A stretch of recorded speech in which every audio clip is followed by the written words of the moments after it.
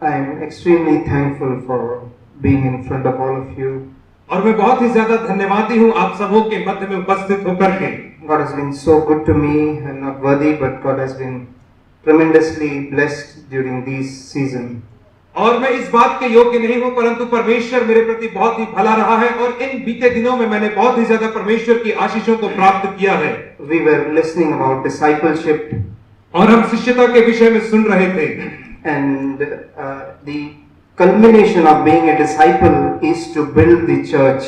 और जो शिष्य होने का निचोड़ है या जो उसका निष्कर्ष निकालना चाहिए वो इस बात पर आकर के पहुंचता है कि कलीसिया का निर्माण होवे। Yeah, there are 2 or 3 disciples coming together.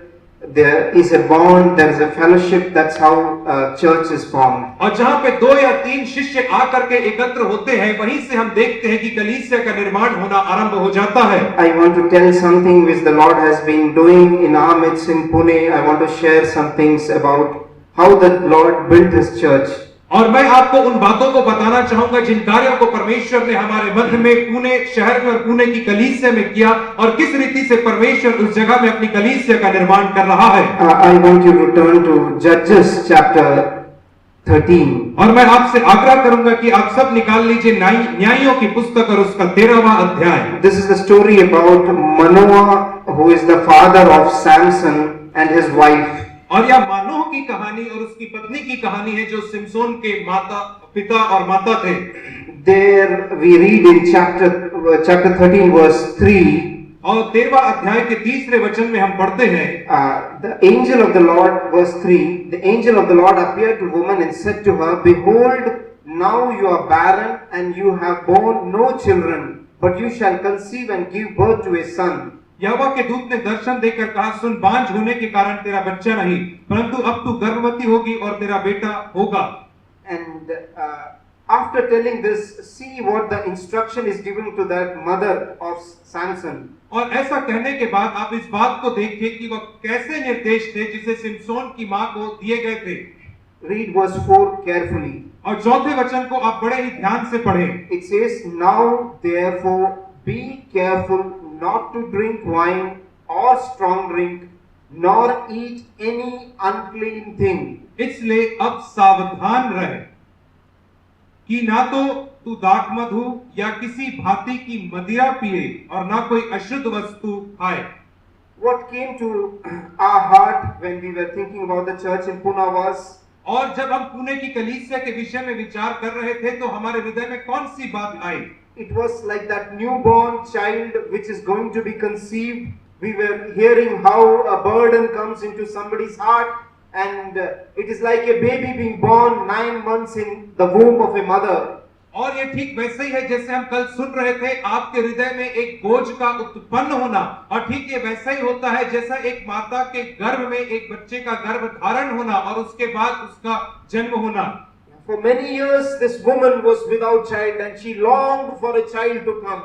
और अनेक वर्षों से हम देखते हैं कि यह जो स्त्री थी वह बांझ थी और उसने इस बात की लालसा की कि उसका एक पुत्र उत्पन्न हुए। And the angel comes and tells that you are going to bear a child. और जो स्वर्गदूत है वह उसके पास आकर के कहता है कि तेरा एक संतान होगा। And it says that but you need to do only one thing. परंतु तुझे केवल एक ही चीज करने की आवश्यकता है। That's what we read in verse 4. और इसी बात को तो हमने 4 वचन में पढ़ा है, Be careful not to defile yourself. और तू इस बात में सावधान रह कि तू अपने आप को अशुद्ध ना करे। Don't worry about the child. और बच्चे की तू चिंता ना कर अभी। The church the Lord will build. और उस कलीसिया का निर्माण परमेश्वर करेगा। What does it say in verse 5? और 5वें वचन में क्या कहता है? He will be a son. Who will be he? He will be a Nazarite, means separated for the Lord. और वह तेरा एक पुत्र परमेश्वर की ओर से होगा और वह यहोवा के लिए नाज़ीर होगा, अर्थात उसका अलग किया हुआ होगा। Yes, that's Lord's job. The Lord knows how to preserve the church in purity. और यह परमेश्वर का कार्य है। परमेश्वर जानता है कि किस रीति से कलीसिया को पवित्रता में बरकरार रखना है। All this happened with the woman and that angel. और यह सारी जो वार्तालाप थी यह उस स्त्री और स्वर्गदूत के मध्य में घटित हुई। She tells all these things to her husband. और वह इन सारी चीजों को अपने पति से कहती है। Then we read verse 8. Her husband Manoah, he starts praying, Lord, please send the man again, let him speak to me. और तब हम 8वें वचन में पढ़ते हैं कि उस स्त्री का पति मानो भी पुनः प्रार्थना करता है परमेश्वर से कि फिर से उस दूत को भेज और वह मुझसे भी इन्हीं बातों की बातचीत करे। And the Lord heard his prayer. और परमेश्वर ने उसकी बातचीत को सुना। But the Lord doesn't appear to the man, it again appears to the woman. लेकिन परमेश्वर उस पुरुष के पास परमेश्वर का दूत उस पुरुष के पास प्रकट नहीं हुआ, परंतु पुनः उस स्त्री के पास ही प्रकट हुआ। Many times the Lord needs mothers. और अनेक बार हम देखते हैं कि परमेश्वर को माओं की आवश्यकता होती है। There is some mother who is crying for a pure church to come out, and that's how many churches are born. कि कहीं ना कहीं कोई एक ऐसी माता है जो एक शुद्ध कलीसिया के उदय होने के लिए प्रार्थना कर रही है, और हम देखते हैं कि उसकी प्रार्थना के फलस्वरूप आने वाले दिनों में कलीसिया उदय होती है। And the angel comes again, और स्वर्गदूत वापस आता है। and this time she runs to her husband, says, "Husband, come! That same angel who came last time, he has come." और इस बार वो अपने पति के पास दौड़ करके जाती है और कहती है कि तुम आ करके देखो, वह यहोवा का दूत फिर से आया है। And they start asking, what will happen about the child? What will be in verse 12, the last part, boy's mode of life and his vocation. What will be his job? How he will be? They were started thinking so much about the child, the church. और ये जो थे 12वें वचन के अंतिम भाग में हम पढ़ते हैं कि ये लोग उस बालक के विषय में बहुत सारी बातें सोचने लगे कि उसका ढंग कैसा होगा, उसका काम कैसा होगा, ठीक वैसे कि आने वाले दिनों में यह कलीसिया किस रीति की होगी। Look at the answer of the angel. और स्वर्गदूत के उत्तर को देखिए, verse 13. 13 वचन, Let the woman pay attention to all that I said. और वहां पे कहता है जितनी वस्तुओं की चर्चा मैंने इस स्त्री से की थी उन सब से वह परे रहे और उन्हीं पर ध्यान लगाती रहे। Dear brothers and sisters, the work of building the body of Christ is not ours. You just concentrate on being faithful, being not defiling yourself. Building the body, building the church is His. और आप जो यहोवा के भवन के निर्माण करने का काम है वह यहोवा का परमेश्वर का काम है। आप इसके विषय में चिंता ना करें। He knows the vocation. He knows how the church will grow, whom to add. Everything is His. और परमेश्वर जानता है कि किस ढंग से किस रीति से उसकी कलीसिया का निर्माण होगा, किन लोगों को वो ला करके जोड़ेगा। And I pray that the same will be true here in Bilaspur too. और मैं प्रार्थना करता हूँ कि यही बात बिलासपुर शहर में भी सत्य होगी। We are also tasting a little bit of it in Pune. और हम भी पुणे शहर में इस चीज के एक छोटे से अंश के स्वाद को चख रहे हैं। May the Lord really help us in this area. और परमेश्वर वास्तविकता में हमारी सहायता करे इस क्षेत्र में। Today morning one brother came and spoke to Brother Samuel. और आज की सुबह भाई सैमुअल से एक भाई आकर के बातचीत कर रहे थे। What should I do? How could I spread this good news, this truth that I heard? How can I spread it? और उन्होंने भाई से यह प्रश्न पूछा कि यह जो अद्भुत सत्य की बातें मैं सुन रहा हूं मैं दूसरे लोगों तक किस रीति से पहुंचा पाऊं। Brother said, please wait, don't hurry. और भाई ने कहा आप इंतजार करो, हड़बड़ाओ नहीं।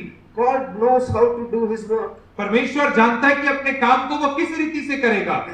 May the Lord really grip us with this truth. और परमेश्वर वास्तविकता में हमें इस सत्य से ग्रसित करे। I want to say one more thing and close. और एक और बात कह करके मैं समाप्त करूंगा। When we build as one body, और जब हम एक देह के रूप में जुड़ते हैं या निर्मित होते हैं, we are many members.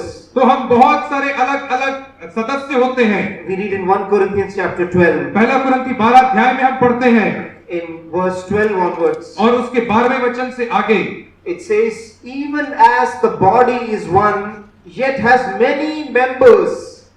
क्योंकि जिस प्रकार देह तो एक है और उसके अंग बहुत से हैं, And all the members of the body, though they are many, are one body, so also is Christ. और उस देह के सब अंग बहुत होने पर भी सब मिलकर एक ही देह है, उसी प्रकार मसीह भी है। Verse 14, for the body is not one member, but many. 14 वचन कहता है इसलिए कि देह एक ही अंग नहीं परंतु बहुत से हैं। This is talking about the body of Christ. और यह मसीह की देह के विषय में बातचीत कर रहा That है, is the church. अर्थात कलीसिया के विषय में। And there are many members in it. और उसमें बहुत सारे सदस्य हैं अलग अलग। Yeah, some have very high importance. They are seen outside. और कई जो सदस्य हैं उनको बहुत ही ज्यादा महत्वपूर्ण माना जाता है And क्योंकि there- वो बाहरी तौर पे दिखते हैं, There are some which are hidden. परंतु कुछ एक ऐसे सदस्य होते हैं जो छुपे रहते हैं। Yeah, we were talking about that mother who is carrying the burden for a church to form, she is a pillar in the church. और हम उस माँ के विषय में बात कर रहे थे जिसके हृदय में एक बोझ है कलीसिया की स्थापना का, और वह एक ऐसी छुपी हुई रहती परंतु वह कलीसिया के लिए खंभा साबित होती है। Yes, and that's what is written in further verses in verse 15 onwards. और 15 वचन से आगे यही बात इस अध्याय में लिखी हुई है। Yeah, these are some brothers and sisters who are feeling very kind of inferior, or they are small in their own eyes. और ये ऐसे भाई और बहन लोग हैं जो अपनी नजर में, अपनी दृष्टि में बहुत ही छोटे हैं। Which are those? It is written in verse 15 about foot.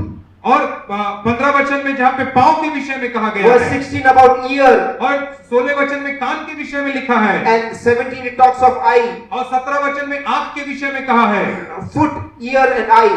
और पांव, आंख और कान, And all these are functions. Each of us in the church have different functions. और इन सारे अंगों के जैसे अलग अलग कार्य हैं, वैसे ही अलग अलग हम जो हैं, हमारे भी अलग अलग कार्य हैं मसीह की देह अर्थात कलीसिया में। How do they respond, or how are they saying? Read verse 15. और ये क्या क्या काम करते हैं इसे हम 15 वचन में पढ़ेंगे। A foot is trying to compare with whom? और पांव अपनी तुलना किसके साथ कर रहा He है? is comparing with hand. पांव अपनी तुलना हाथ के साथ कर रहा है। Hand is very powerful. It can do so many things. और हाथ बहुत ही शक्तिशाली होता है, उससे बहुत सारे कार्य किए जा सकते हैं। And it says it is what signs a check, and check can get lot of money for you. और इन्हीं हाथों से एक चेक में हस्ताक्षर किया जाता है, और उस हस्ताक्षर किए हुए चेक के माध्यम से बहुत सारे पैसे आहरित किए जा सकते हैं। And it says, because I am not a hand, I am not part of the body. और वह कह रहा है कि यदि मैं हाथ नहीं तो क्या मैं देह का नहीं? See how he is trying to belittle himself. और देखिए कि वो कैसे अपने आप में छोटा बन रहा है। But see how Paul is writing. लेकिन देखिए कि किस रीति से पौलुस लिखता है। It is not for this reason any the less a part of the body. It is not small. It is equally important. और वह कह रहा है कि इनमें से कोई भी छोटा नहीं है या छोटे ओहदे का नहीं है, परंतु हर जो अंग है उसका बराबर ही महत्व है देह में। Yes, dear brothers and sisters, a person who has come yesterday, who has been added to the church, is as equally important. God has a specific purpose for bringing him into the church. और वैसे ही वह व्यक्ति जो कल ही कलीसिया में आया है, एक नया सदस्य, वह भी बाकी सदस्यों की तुलना में उतना ही महत्वपूर्ण है। परमेश्वर उसके लिए भी एक विशेष योजना रखता है। That's how we read further down about ear. It is trying to compare with eyes. और आगे हम पढ़ते कि कैसे जो कान है वह अपनी तुलना आंख से करता है। Again Paul writes, it is not for this reason any the less part of the body. It is still having equal part in the body. और आगे फिर पौलुस कहता है इसका कोई कम उपयोग नहीं, परंतु यह भी समतुल्य उपयोग देते हैं उस देह में।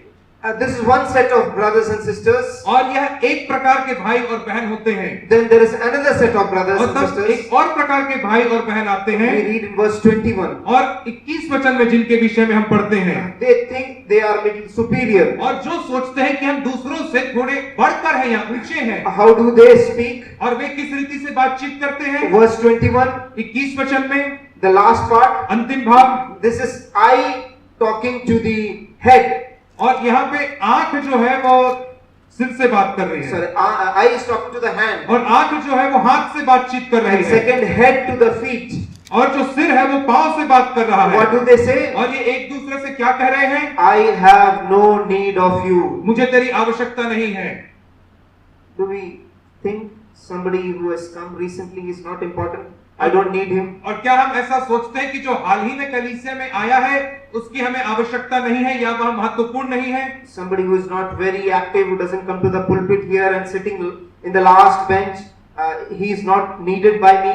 और क्या हम ऐसा सोचते हैं कि वह व्यक्ति जो ज्यादा सक्रिय नहीं रहता कलीसिया गतिविधियों में और पीछे के पंक्तियों में बैठता है तो क्या वह उतना महत्वपूर्ण नहीं है? Dear brothers, no.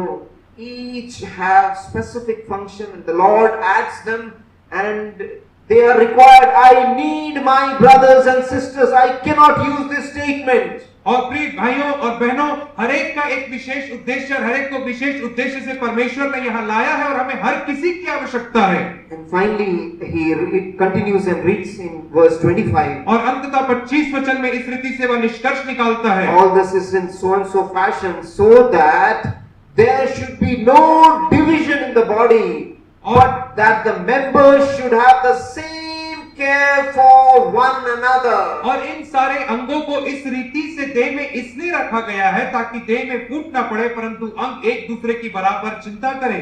Yes, that is the care we will have for one another. और यही तो वह चिंता रहती है जो हम एक दूसरे के लिए करेंगे। Does that mean that there is nobody up and down, or there is no seniority, or God has not placed somebody above other? Are all equal? और क्या इसका अर्थ यह है कि सब बराबर है, या कोई किसी के ऊपर है, या किसी को परमेश्वर ने किसी के ऊपर नियुक्त किया, किसी को किसी के नीचे नियुक्त किया है? One side, yes, it is that we need each one of us. That is true. और एक तरीके से देखा जाए तो हाँ, हमें हर किसी की आवश्यकता, और यह भी सत्य है।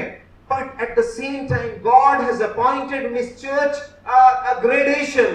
परंतु ठीक उसी समय में परमेश्वर ने अपने कलीसिया में अलग अलग ओहदे में लोगों को रखा We है। read that in verse 28, same chapter, come down. और उसी अध्याय में 28 वचन से हम आगे पढ़ते हैं। God has appointed in the church first apostles, they are the top level. परमेश्वर ने कलीसिया में सर्वप्रथम नियुक्त किए प्रेरित, Second, prophets. और दूसरे नंबर पे आते भविष्यवक्ता, Third are teachers. तीसरे शिक्षक, Then miracles, और फिर सामर्थ के काम करने वाले, gift of healing, फिर चंगा करने वाले, gift of health, और उपकार करने वाले, administration, प्रबंध करने वाले, various kinds of tongues. नाना प्रकार की भाषा बोलने वाले। Yes, there is a gradation which God has appointed. और हाँ, एक क्रम है जिसे परमेश्वर ने नियुक्त किया है। Yeah, everyone need to submit to the upper one. और हाँ, हर कोई जो नीचे ओहदे में है, उसे जो उसके ऊपर है, उसके अधीनता में रहना उसके लिए अनिवार्य है। If there is a small church here, it needs to submit to a elder brother somewhere who is more mature. और यहाँ पे यदि एक छोटी कलीसिया है तो उसे उस प्राचीन भाई के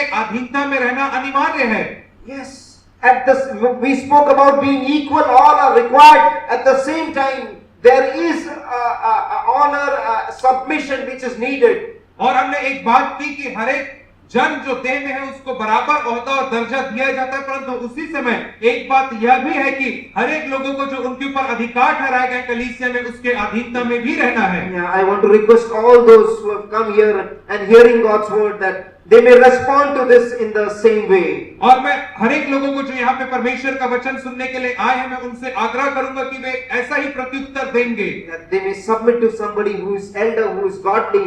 Consult him for everything that you do. It is your safety. कि वे उसके अधीन रहेंगे, उस अधिकार के अधीन रहेंगे जिसे परमेश्वर ने उनके ऊपर आत्मिक तौर पे रखा है, और यह अधिकार में यदि आप उनके अधीन रहेंगे तो यह आपकी भलाई के लिए ही होगा। And that's how we want to do the same in Pune also. और इसी रीति से हम अपनी पुणे शहर में भी करना चाहते हैं। Thank you. धन्यवाद।